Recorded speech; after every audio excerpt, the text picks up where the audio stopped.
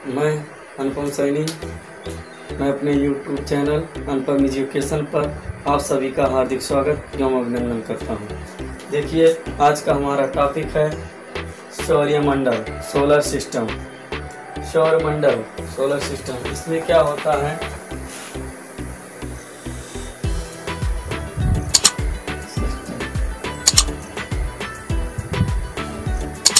देखिए, सौरमंडल, solar system.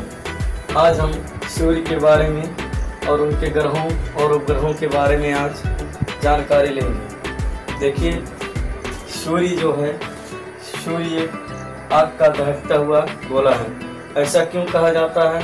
क्योंकि यह सूर्य में हाइड्रोजन और हीलियम का मिश्रण होता है। हाइड्रोजन 71% होता है और हीलियम 26.5% होता है।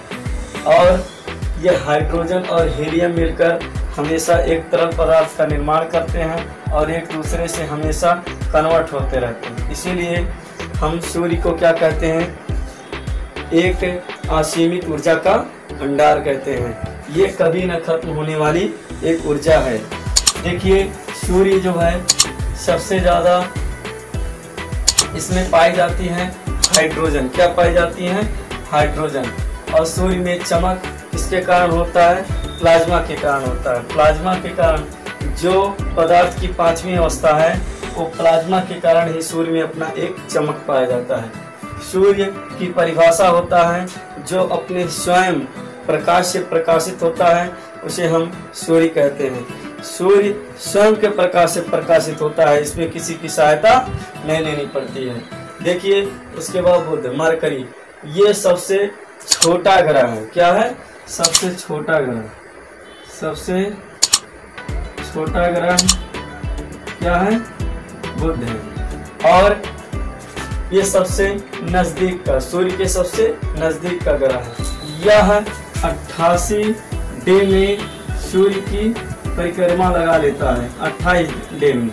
और अपना जो क्या है, पृथ्वी है, ये देखो 365 डे 6 आवर 1/4 मिनट में पूरा एक बार सूर्य की परिक्रमा लगा लेता है। देखिए, हम बुध के बारे में पहले जानेंगे। बुध सबसे छोटा ग्रह होता है। यह 28 दिन में सूर्य की परिक्रमा लगा लेता है और सबसे नजदीक का ग्रह सूर्य है। फिर देखिए, शुक्र है। शुक्र को सबसे चमकीला ग्रह कहा जाता है, भोर का तारा कहा जाता है, सांझ का तारा कहा जाता है, पृथ्वी की बहन। शुक्र क्या है? सबसे गर्म ग्रह है। क्या है? सबसे गर्म ग्रह, क्योंकि यहाँ पर CO2 की मात्रा सबसे अधिक। अब देखिए, CO2 जो होता है कार्बन डाइऑक्साइड, जो कार्बन डाइऑक्साइड की मात्रा कहीं भी अधिक हो जाती है तो वहाँ पर हमें गर्म सबसे ज्यादा महसूस होता है। देखिए, इसीलिए CO2 की मात्रा यहाँ अधिक है, इसीलिए ये सबसे गर्म ग्रह। मन में आता होगा कि बुध सबसे गर्म ग्रह क्यों नहीं है? क्योंकि बुध तो नजदीक है, लेकिन यहाँ पर CO2 की मात्रा नहीं है। क्योंकि यहाँ पर CO2 की मात्रा यहाँ पर 92% पाई जाती है। और जहाँ पर CO2 होगा, ये क्या करेगा? इसको एब्जॉर्ब अधिक करेगा, इसीलिए ये सबसे गर्म ग्रह में आता है। फिर आता है, इसके कोई उपग्रह नहीं होते, आपके बुध के भी कोई उपग्रह नहीं होते। फिर आपका आता है पृथ्वी। क्या आता है? पृथ्वी। पृथ्वी को नीला ग्रह के नाम से जाना जाता है। नीला ग्रह SO2 सल्फर डाइऑक्साइड के कारण होता है। पृथ्वी नीला हमें क्यों दिखाई देता है? क्योंकि जब हम ऊपर से देखते हैं, ऊपर से जब देखते हैं तो यहाँ पर 1/3 भाग क्या है? जल है। और जल में जब पराबैंगनी किरणें अवशोषित होती है तो हमें जो अल्ट्रा वायलेट के कारण वो हमें रिफ्लेक्शन जो देता है, वो हमें नीला दिखाई देता है। इसीलिए हम पृथ्वी को नीला ग्रह कहते हैं। देखिए, इसमें नीला पृथ्वी क्यों होता है? इसमें क्या पाया जाता है? क्योंकि यहाँ पे SO2 सल्फर डाइऑक्साइड के कारण हमें नीला दिखाई देता है। फिर देखिए, इसमें पृथ्वी में कितने पाए जाते हैं? पृथ्वी में आपके एक उपग्रह पाए जाते हैं। एक उपग्रह जो है चंद्रमा। क्या है? चंद्रमा। फिर देखिए, आपका मंगल। मंगल है। मंगल सबसे लाल ग्रह होता है। यह लाल क्यों होता है? आयरन ऑक्साइड के कारण। मंगल ग्रह लाल इसलिए होता है क्योंकि यहाँ पर आयरन ऑक्साइड की मात्रा अधिक होती है। इसे देखो, यहाँ पर सबसे बड़ा पर्वत भी पाया जाता है, जिस पर्वत का नाम है लिंग ओलंपिया पर्वत।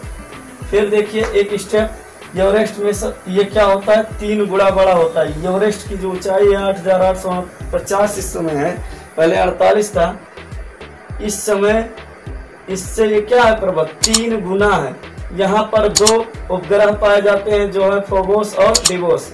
फोबोस उपग्रह सबसे बड़ा है और ये सबसे छोटा है। फिर आपका आता है बृहस्पति। बृहस्पति में कुल 67 उपग्रह पाए जाते हैं। सबसे ज्यादा उपग्रह इसी ग्रह में पाए जाते हैं, बृहस्पति में। देखो सबसे बड़ा, और गैनीमीड नाम का एक उपग्रह पाया जाता है जो सबसे बड़ा होता है।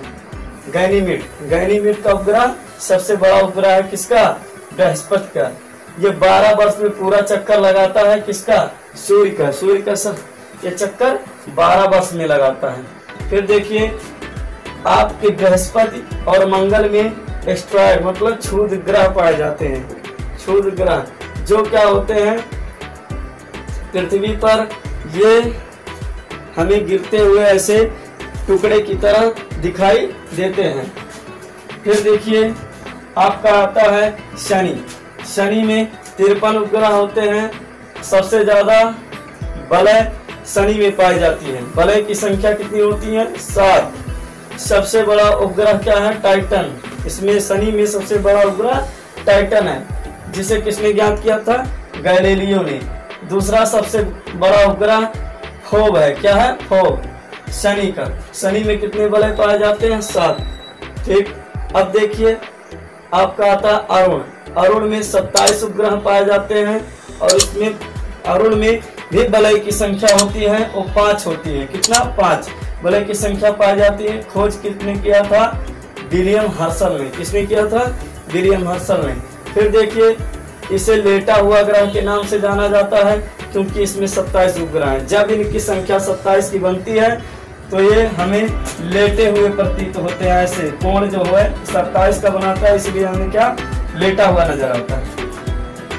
और आपके वरुण सबसे दूर का ग्रह है, ये सबसे ठंडा ग्रह है। क्या है, सबसे ठंडा ग्रह है और ग्रहों में सबसे दूर का ग्रह है। यहाँ पर क्या पाए जाते हैं, मेथेन गैस।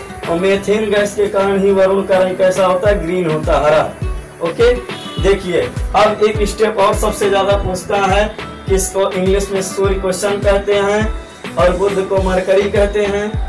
और आपका शुक्र क्या क्या होता है, वीनस होता है। पृथ्वी का अर्थ होता है और मंगल का मार्स होता है। फिर देखिए आपका बृहस्पति का जुपिटर होता है। उसके बाद शनि का स्टर्न होता है, अरुण का यूरेनस होता है, वरुण का नेपच्यून होता है। फिर देखिए ये सूर्य तो अपने प्रकाश से प्रकाशित होता है, लेकिन ग्रह जो होते हैं वो सूर्य के प्रकाश से प्रकाशित होते हैं। किससे, देखो ग्रह हैं जो सूर्य के प्रकाश से प्रकाशित होते हैं, उसे ग्रह कहते हैं। और जो ग्रहों के उपग्रह होते हैं वो क्या होते हैं, जो ग्रहों के प्रकाश से प्रकाशित होते हैं उसे उपग्रह कहते हैं। देखो ये इससे हुए और बुध, जैसे ये इनका क्या है, मान लीजिए पिता है, फादर्स, और फादर्स के सन है, और फादर से ही सन स्रोत लेता है और सन से ही स्रोत उनके सन लेते हैं। तो उपग्रह क्या है, ग्रहों के सन है। तो देखो जो ग्रहों के प्रकाश से प्रकाशित होते हैं उसे क्या कहते हैं, उपग्रह। देखो यहाँ पर एक टॉपिक सबसे ज्यादा पूछा जाता है, उपसौर और अपसौर। उपसौर जो है आपका 3 जनवरी को सबसे नजदीक आता है। जब पृथ्वी सूर्य के नजदीक आने के कारण क्या होता है, उपसौर होता है। उपसौर कब होता है, 3 जनवरी को। और अपसौर जो आता है 4 जुलाई को। ये सूर्य से पृथ्वी की दूरी होने के कारण, सूर्य से क्या होता है, पृथ्वी की जब दूरी बन जाती है तो अपसौर होता है। ये 4 जुलाई को। इसकी दूरी क्या होते हैं, 15.021 करोड़ किलोमीटर होता है। इसमें 14.98 करोड़ की दूरी होती है। देखो कुल तारों की संख्या कितनी होती है, इसमें 88 होती है। मरे हुए तारों को किस नाम से जाना जाता है, जो मरे हुए तारे होते हैं वो सुपरनोवा के नाम से जाने जाते हैं। आज का हमारा सोलर सिस्टम इसी पर टॉपिक समाप्त होता है। और देखिए अच्छा लगे